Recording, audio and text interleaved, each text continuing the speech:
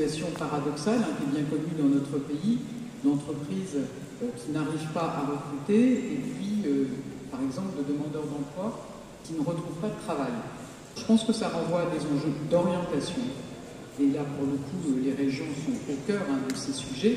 Les métiers de l'industrie, les jeunes ne les connaissent pas. Les métiers de l'artisanat, les jeunes ne les connaissent pas suffisamment. Donc je pense qu'on a vraiment un travail à faire sur l'image de ces métiers et sur l'orientation vers ces métiers.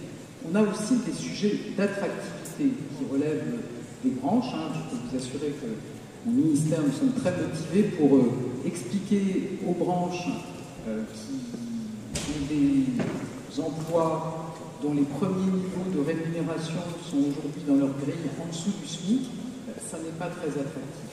Quand vous proposez des emplois où il faut travailler tôt le matin et tard le soir avec une grande coupure dans la journée, je pense qu'il faut qu'on réfléchisse à ça et il faut que les branches s'emparent de ces questions.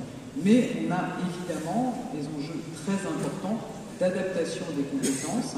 C'est tout ce qu'on porte avec les régions depuis le début du quinquennat, dans le cadre du plan d'investissement dans les compétences, pour former davantage les demandeurs d'emploi. Vous savez qu'on double quasiment, dans le cadre des pactes régionaux, les sommes consacrées par les régions à la formation des demandeurs d'emploi.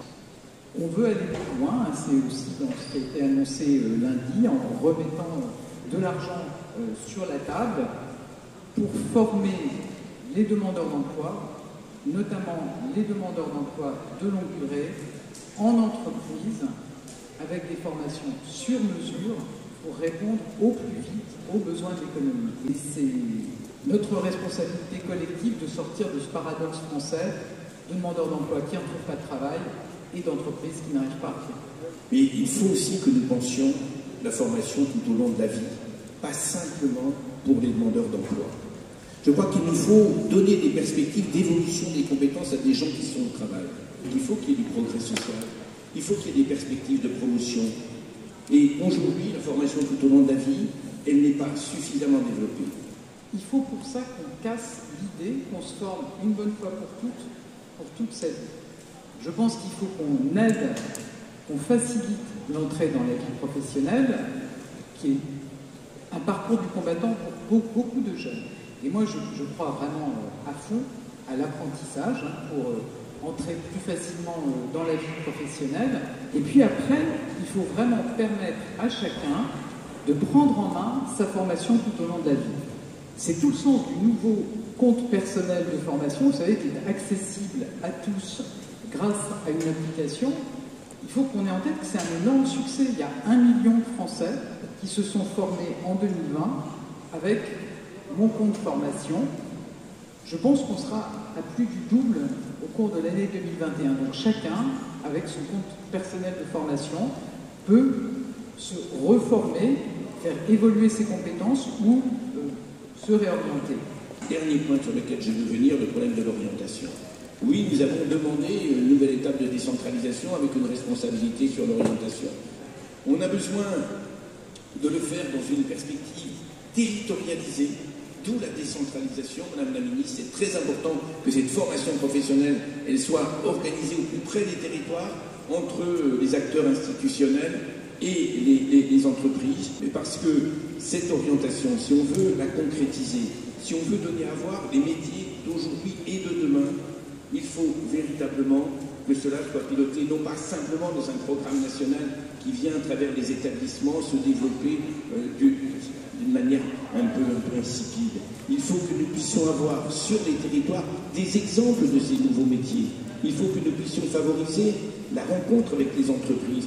On voit bien qu'à l'échelle du territoire, il faut que nous ayons cette articulation pour mettre une dynamique commune entre les responsables d'entreprise, leurs salariés qui peuvent être mobilisés dans la formation, les collectivités territoriales, les régions bien évidemment, mais les collectivités territoriales dans leur ensemble. Par rapport à ces personnes qui sont isolées chez elles, qui ont perdu espoir, on a besoin de mobiliser tous les réseaux pour leur redonner confiance, pour les remettre en mouvement. Les régions portent la formation, on a vraiment besoin de travailler plus encore ensemble pour développer la remobilisation dans une période qui, je crois, le permet, le mérite.